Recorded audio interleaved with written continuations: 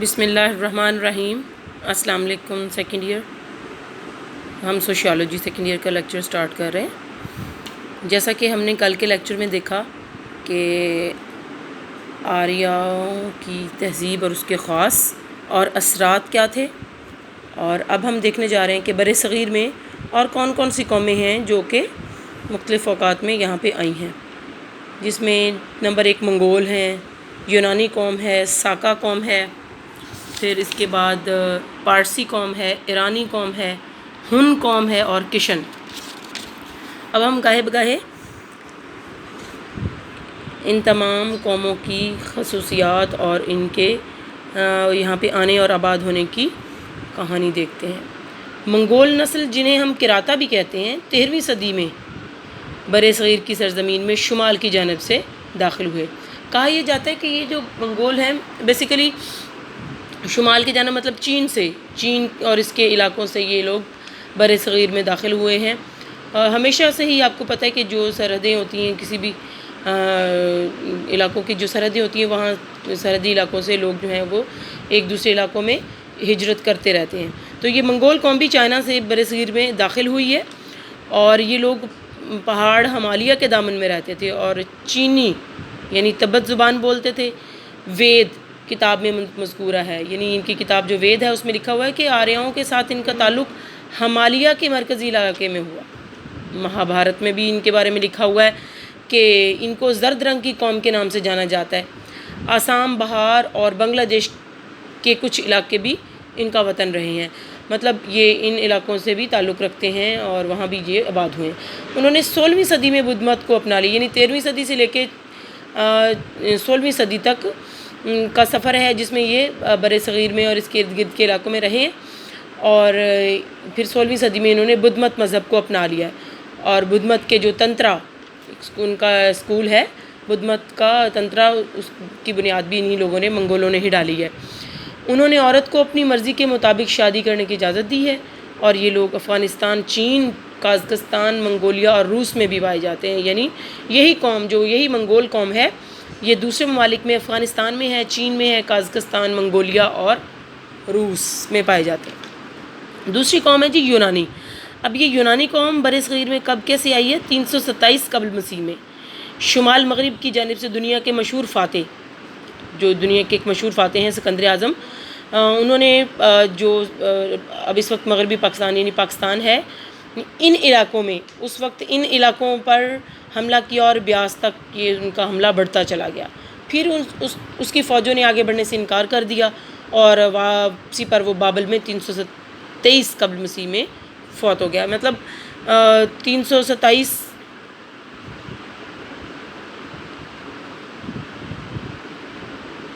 یہ یہاں پہ الٹ لکھا ہوا ہے، 323 قبل مسیح میں وہ آتا ہے اور 327 قبل مسیح میں وہ یہ فوت ہو جاتا ہے۔ بہت سے یونانی افسروں نے اس علاقے میں بھی وہ پھر یہیں پہ ان علاقوں میں رہ گئے اور مقامی ثقافت سے مل کر کچھ سیکھا اور ان کو سکھایا بھی۔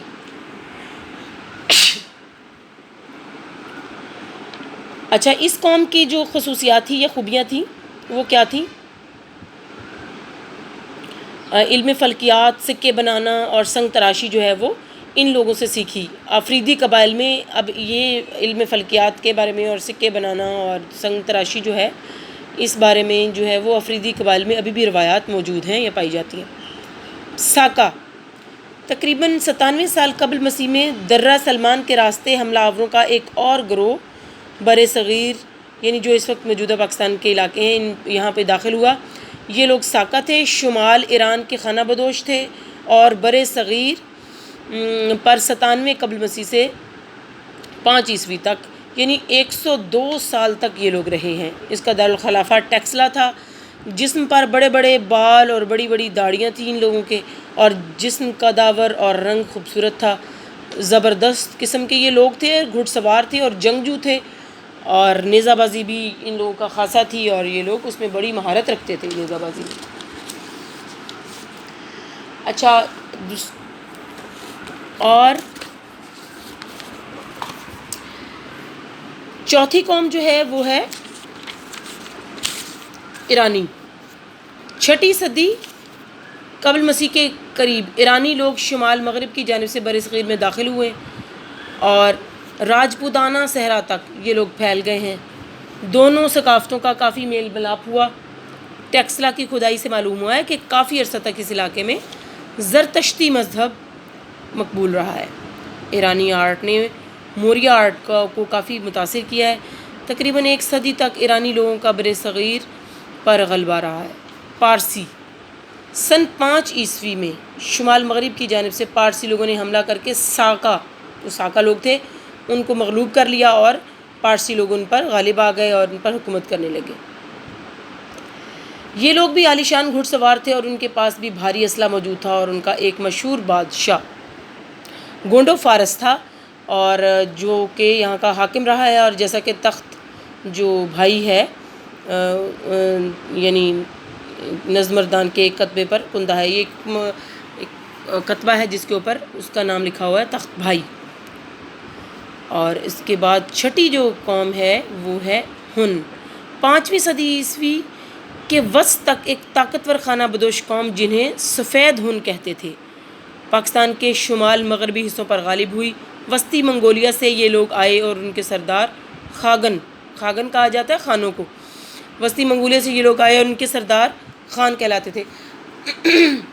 یہ جو منگول قوم تھی بیسیکلی اس قوم میں یہاں پہ جتنے بھی ان کے بادشاہ یا ان کے سردار گزرے ہیں ان کو خان کے نام سے بلایا جاتا تھا۔ انہوں نے سکالہ یعنی سیالکوٹ کا پرانا نام جو ہے وہ سکالہ ہے، سکالہ یا سیالکوٹ کو انہوں نے اپنی حکومت کا مرکز بنایا۔ کشن، اب یہ لوگ بہت حلیم طبع، بہت نرم مزاج اور اعتقاد کے کچھ کچے لوگ تھے۔ پہلے آگ کی پوجا کرتے تھے، یونانیوں کے دیوتاؤں کو مانتے تھے، اور بعد میں بدھ مت کے پکے پیروکار بن گئے۔ یعنی پہلے یونانی جو ان کے دیوتا تھے ان پہ ان کا اعتقاد تھا، اور بعد میں یہ آہستہ آہستہ بدھ مت کے سے متاثر ہوتے چلے گئے اور ان کی پیروی کرنا شروع ہو گئے۔ اور 128 سن عیسوی میں کشن بادشاہ کنشک جو ہے وہ تخت پر جلوہ افروز ہوا، یعنی کہ 128 عیسوی میں ان کا یہ بادشاہ جو ہے وہ اس نے اپنا تخت لگایا، اور اس کا دور بدھ مت کا سنہری دور کہلاتا ہے۔ بدھ مت کے عقائد سے متعلق اس نے مذہب و بدھ مت کے پیروکاروں کا بڑا اجلاس طلب کیا، اور اس اجلاس نے گوتم بدھ کا مرتبہ خدا تک بڑھا دیا۔ یعنی یہ ان کا جو کنشک جو بادشاہ تھا اس کا ہی یہ کارنامہ ہے کہ اس نے جو گوتم بدھ تھا اس کی بڑائی، اس کی عظمت کے ایسے ایسے قصیدے بیان کیے کہ وہ اس کو ایک خدا سے بھی بہت اوپر لے گئے۔ گندھارا کی روایات پر رومی اثرات غالب رہے، اور کشنوں کی حکومت 5ویں صدی عیسوی کے وسط تک بر صغیر پر رہی، اور بعد میں ایران کے ساسانی بادشاہوں نے غلبہ حاصل کیا۔ یعنی بر صغیر پر مختلف اوقات میں مختلف قومیں آتی گئیں، اور جو طاقتور تھا وہ کمزور کو شکست دیتا چلا گیا ہے۔ اب اس کے بعد عربوں کی آمد ہے، اسلامی تہذیب کا دور شروع ہوتا ہے۔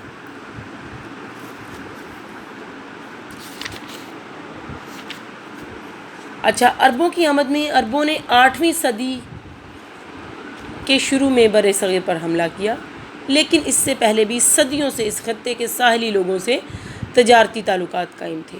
7ویں صدی میں عرب تاجروں کے ذریعے ہند و پاک میں پہلی بار اسلام پہنچا، ان میں اسلام کے مبلغ بھی شامل تھے۔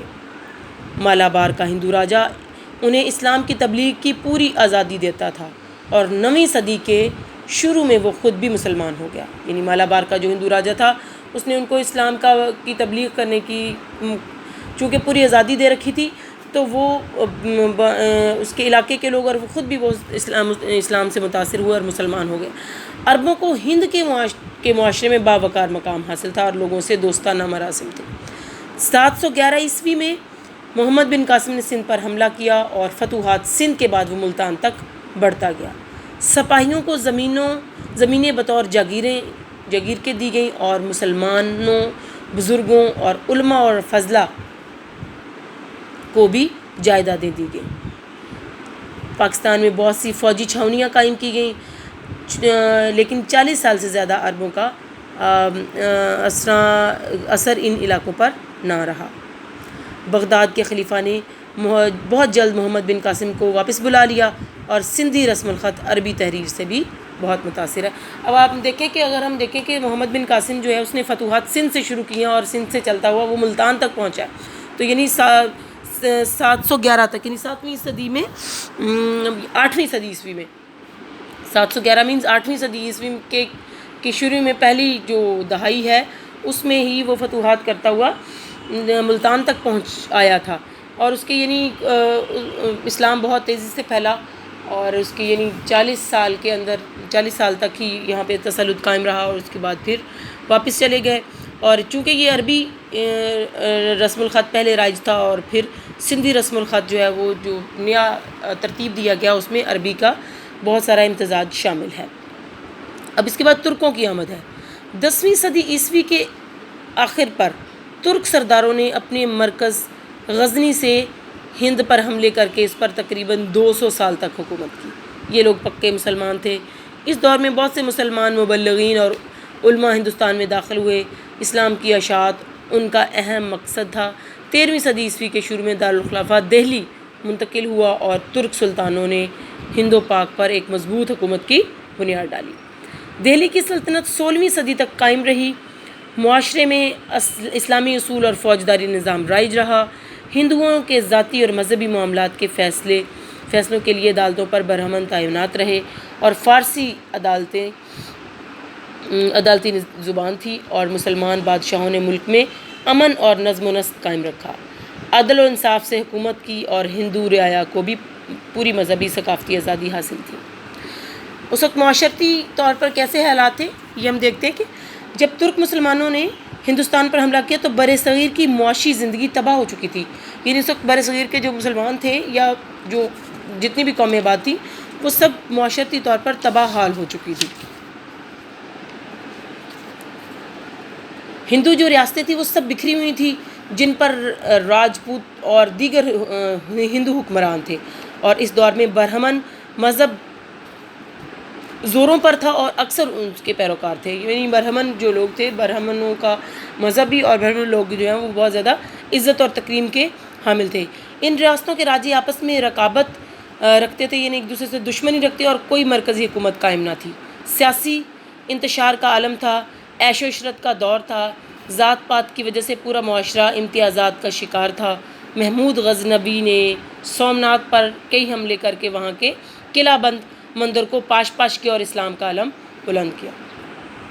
یہ سلطان محمود غزنوی جو تھے انہوں نے سومناتھ کا مندر فتح کیا تھا، اور سومناتھ کے مندر پر انہوں نے وقتاً فوقتاً 17 حملے کیے تھے، اور جب 17th ون یعنی 17واں جب حملہ اس نے کیا تو اس وقت اس کو فتح حاصل ہوئی تھی۔ محمود غزنوی اور محمد غوری کی فتوحات نے ہندوستان کی معاشرتی زندگی میں زبردست انقلاب برپا کر دیا، اور غزنوی خاندان کے 14 بادشاہوں نے تقریباً 200 سال تک حکومت کی۔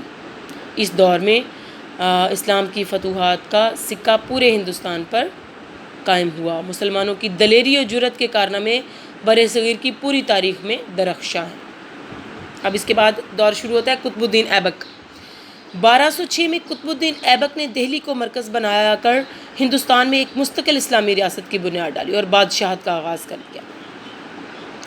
اس کے علاوہ باقی بادشاہوں کی حکومتیں کون کون سی ہیں اور کیسے آئیں؟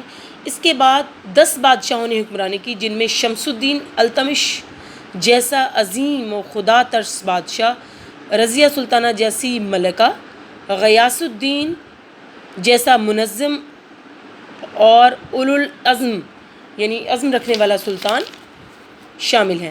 تقریباً پون صدی یعنی 75 یعنی 75% یعنی 75 ایئرز تک انہوں نے ہندوستان پر شان و شوکت سے حکومت کی، اور یہ سب زر خرید غلام تھے اور ترقی کرتے ہوئے بادشاہوں پر پہنچے۔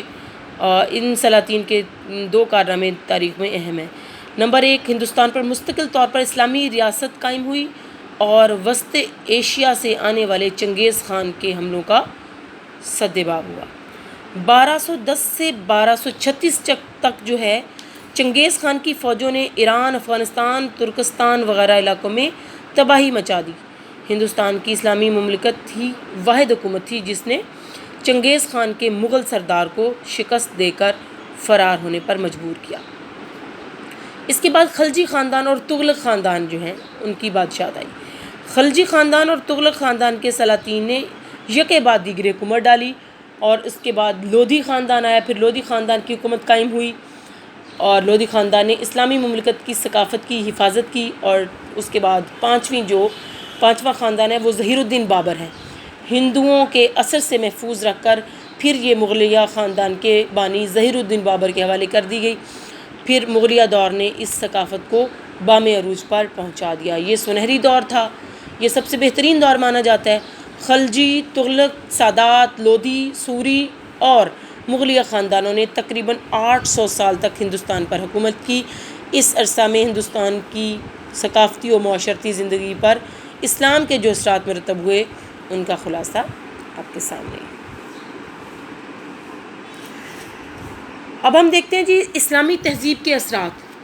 اب ان تمام خاندانوں جن خاندانوں کا ذکر کیا گیا ہے، ان کے حکومت کرنے کے بعد جو اسلامی تہذیب کے جو اثرات ہیں، اس میں ایسی کون سی چیزیں ہیں، ایسے کون سے ایلیمنٹس ہیں، ان کا ہم جائزہ لیتے ہیں کہ جو کہ اسلامی تہذیب آج تک زندہ ہے، آج تک اپنے اس پرانے جو اثرات ہیں ان کے ساتھ معاشرے میں پائی جاتی ہے۔ تہذیبی اثرات، سب سے پہلی جو اسلامی تہذیب کے جو اثرات مرتب ہوئے ہیں وہ ہندوستان پر یا اس کی تہذیب پر، ہندوستان میں ہندوؤں کی بجائے مسلمان حکمرانوں کا راج قائم ہوا، جس سے اسلام کی سیاسی زندگی قائم ہوئی۔ مسلمان سلاطین سلطان کی جمع بادشاہوں کے لیے استعمال ہوتا ہے۔ مسلمان سلاطین نے معاشرتی اصلاح و بہبود کے وہ کارنامے انجام دیے جن کے آثار آج بھی مشاہدہ کیے جاتے ہیں۔ شیر شاہ سوری کی جرنیلی سڑک، اورنگزیب عالمگیر کے فتوے اور اس کی زندگی بطور پارسا سلطان کے، شاہ جہان کا تاج محل آگرہ، بادشاہی مسجد لاہور اور شالیمار باغ لاہور آج بھی ہماری ثقافت کا نمایاں حصہ ہیں۔ شہنشاہ اکبر کے زرعی نظام کی خوبیاں ہمارے موجودہ نظام میں موجود ہیں۔ جو ہمارا سخت زرعی نظام موجود ہے اس کو شہنشاہ اکبر نے ترتیب دیا تھا۔ اب عورت کا مقام، عورت کو اسلامی ثقافت کے مطابق احترام دیا گیا۔ وہ غلامی جو ہندو ثقافت میں پائی جاتی تھی، اپنے خاوند کی موت پر ستی کیا جاتا تھا، یعنی وہ خود کو زندہ جلا دیا کرتی تھی۔ اسلام کی آمد سے جو لوگ مسلمان ہوئے انہوں نے اس رسم کو ترک کیا اور بیواؤں کی شادیوں کی اجازت دی، اور ہندو معاشرے میں جو کہ نہ تھی، جو کہ مسلم معاشرے میں قائم ہو گئی، اور بیوہ عورتوں کی شادی کی عام اجازت ہوئی اور عورتوں کے ساتھ گھٹیا سلوک کی بجائے نرمی اور احترام میں بدل گیا۔ تعمیرات پر جو اثرات ڈالے ہیں اسلامی تہذیب نے وہ ہم دیکھتے ہیں۔ برصغیر کے مسلمانوں نے اپنی تعمیرات میں ترکی انداز کو اپنایا۔ مکانوں کی تعمیر، خاص طور پر مسجدوں کا انداز ترکوں کا سا اڈاپٹ کیا گیا۔ اسلامی علوم کا اثر، دینی علوم کے ساتھ ساتھ فارسی، عربی، طب، جغرافیہ اور ریاضی کے علوم کو بھی فروغ حاصل ہوا، اگرچہ تعلیم کا اندازہ سادہ تھا اور غیر فنی تھا۔ شعر و ادب، شعر و شاعری کے ہنر کو ترقی ہوئی۔ امیر خسرو، عرفی، نظیری جیسے بڑے بڑے شاعر پیدا ہوئے یا شعراء پیدا ہوئے۔ اردو زبان کا اجرا بھی اسی دور میں ہوا، اگرچہ فارسی سرکاری زبان تھی، آج بھی برصغیر میں اردو زبان رائج ہے۔ اسلامی ثقافت کا قیام، ذات پات کے نظام کی وجہ سے ہندو معاشرے میں اونچ نیچ کا فرق تھا، وہ اسلامی ثقافت نے ختم کر دیا اور اس کی بجائے تمام لوگوں کو ایک ہی پیمانے پر ناپا جاتا تھا۔ اس طرح جو مسلم معاشرے نے ثقافت وجود میں کی وجہ سے وجود میں آئی ہے، اس کے اثرات آج بھی ہماری ثقافت میں نمایاں ہیں۔ جذبہ آزادی کا اثر، مسلمانوں کے 800 سالہ دور نے مسلمانوں کی ثقافت میں آزادی کی روح پھونک دی، اور اس قوم نے کبھی بھی کسی غلامی کی قبول نہ کی، اور اس نے 1857 کے تقریباً 100 سالہ انگریز کی حکومت کے خلاف مسلسل جنگ آزادی جاری رکھی، بالآخر 1947 میں آزادی حاصل کر کے دکھائی۔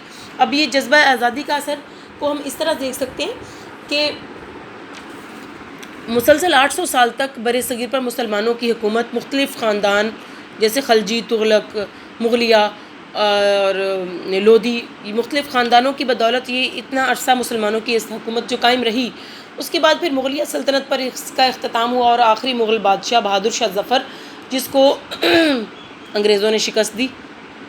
آپ کو پتہ ہے انگریز جو ہے ایسٹ انڈیا کمپنی کے نام سے تجارت کی غرض سے برصغیر آئے، اور پھر آہستہ آہستہ جب انہوں نے مسلمانوں کی عیش پرستی کو دیکھا، انفارچونیٹلی ہمیشہ سے کسی بھی قوم کو اگر تباہ حال دیکھنا ہے یا دیکھا جاتا ہے تو اس قوم میں جب عیاشی عیش پرستی اور جب رقص و سرور کی محفلیں قائم ہوتی ہیں تو پھر اس قوم میں زوال آ جاتا ہے. تو اسی طرح بہادر شاہ ظفر جو ہے اس کی حکومت آخری مغل بادشاہ جو تھا اس کی حکومت میں بھی کچھ ایسے ہی واقعات دیکھنے میں آئے اور مسلمان پستی میں چلے گئے. اور جب ان کو انگریزوں نے دیکھا کہ یہ بہت کمزور حالت میں ہیں تو پھر آہستہ آہستہ انہوں نے اپنے آپ کو مضبوط کرتے چلے گئے اور مسلمانوں کو اس بات کا احساس نہ ہوا. اور آخر ایک دن ایسا آیا کہ انہوں نے بر صغیر پر قبضہ کر لیا اور تمام خاندان اور تمام جو مسلمان ان کی فوجیں تھیں بہادر شاہ ظفر کی ان سب کو قیدی بنا لیا گیا. اور بہت سارے جو فوجی جرنیل تھے ان کو دہلی شہر کے چوکوں میں ان کو پھانسیاں دے دی گئیں اور بہادر شاہ ظفر کو رنگون برما کا ایک شہر رنگون جس کو آج کل ینگون کے نام سے یاد کیا جاتا ہے وہاں پہ ان کو جلا وطن کر دیا گیا جہاں پہ ان کی قبر بھی وہیں پہ موجود ہے. ان کو وہیں پہ دفن کر دیا گیا. تو یعنی کہ جذبہ آزادی جو ہے مسلمانوں کے اندر پائی جاتی ہے اس جذبہ آزادی کا ہی اثر تھا کہ 1857 سے لے کے 1947 تک یعنی 90 سال تک غلامی میں گزارنے پڑے. اس غفلت کی قیمت جو مسلمانوں نے چکائی وہ 90 سال کی کوششیں تھیں اور ان 90 ایئرز میں اس میں مسلمانوں کی جو معاشی طور پر تباہ حالی تھی اس کے لیے مختلف ہمارے جو ایجوکیشنسٹ تھے اسکالرس تھے انہوں نے بہت کام کیا. جیسے سر سید احمد خان تھے انہوں نے اسکول بنائے اور اس کے بعد اسکول سے انہوں نے کالجز بنائے. پھر علی گڑھ یونیورسٹی کے نام سے جو ہے آج کل یونیورسٹی موجود ہے وہ قائم کی اور تاکہ مسلمان جو ہیں وہ تعلیمی میدان میں آگے آ سکیں اور اپنے آپ کو پستی سے نکال سکیں. اور اس طرح کرتے کرتے پھر پہلے مسلمانوں نے سیاسی طور پر اپنے آپ کو منظم کرنے کے لیے ایک تنظیم بنائی. تنظیم تھی کانگریس اس میں شامل ہوئے جو کہ برٹش جماعت تھی لیکن پہلے انہوں نے اپنے آپ کو مسلمانوں نے اپنے آپ کو ان کا ممبر بنایا. جیسے کہ قائد اعظم محمد علی جناح نے بھی اسی میں شرکت کی. اور جب ان کو اندازہ ہوا کہ یہ کانگریس جو ہے وہ خالصتاً جو ہے انگریزوں کے مفاد کی جماعت ہے مسلمانوں کے لیے یہ کام نہیں کرتی ہے بظاہر یہ اس طرح سے ان کے منشور میں مسلمانوں کے مفاد دکھائے جاتے ہیں لیکن اصل میں یہ مسلمانوں کے مفاد میں جماعت نہیں ہے. تو پھر مسلم لیگ جماعت جو آغا خان نے بنائی تھی قائد اعظم محمد علی جناح نے بھی اس میں شرکت شمولیت اختیار کی. آئی تھنک وہ 1913 میں انہوں نے شمولیت اختیار کی ہے قائد اعظم محمد علی جناح نے. تو اس جماعت کے میں رہتے ہوئے پھر انہوں نے آزادی کے لیے جو تحریک کا آغاز کیا اور وہ پھر ایک سلسلہ ہے آگے واقعات کا اور مختلف چیزیں آتی چلی گئی ہیں. مثال کہ لکھنؤ ہوا پھر تحریک خلافت 1990 میں سٹارٹ ہوئی ہے اور اس کے بعد اس طرح چلتے گئے اور پھر علامہ اقبال نے خطبہ الہٰباد دیا. قائد اعظم نے 14 نکات پیش کیے. پھر گول میز کانفرنسز ہوئی ہیں 3 یہ کے بعد دیگرے ایک سال کے گیپ سے یعنی کہ یہ تمام پھر 14 نکات پہ پھر یہ 23 مارچ 1940 کی قرارداد پیش ہوئی. یعنی یہ ساری چیزیں آپ کو بتانے کا مقصد یہ ہے کہ یہ ایک آزادی کی طرف ایک تحریک تھی جس کے تمام یہ کڑیاں ہیں جو کہ پولیٹیکلی ہمارے علماء نے ان کو اختیار کیا اور ان کو لے کے چلے اور اس کے بعد پھر آخرکار 90 سال کی کوششوں کے بعد دوبارہ اپنے مسلمانوں کے لیے ایک الگ وطن حاصل کیا اور ایک آزادی حاصل کی ہے. اچھا اگلے جو اسلامی تہذیب کے اثرات ہیں اس میں اولیاء کرام کی خدمات. مسلمانوں کے اتنے طویل دور میں جن بزرگ اولیاء نے اسلام کو پھیلانے اور دین کی عملی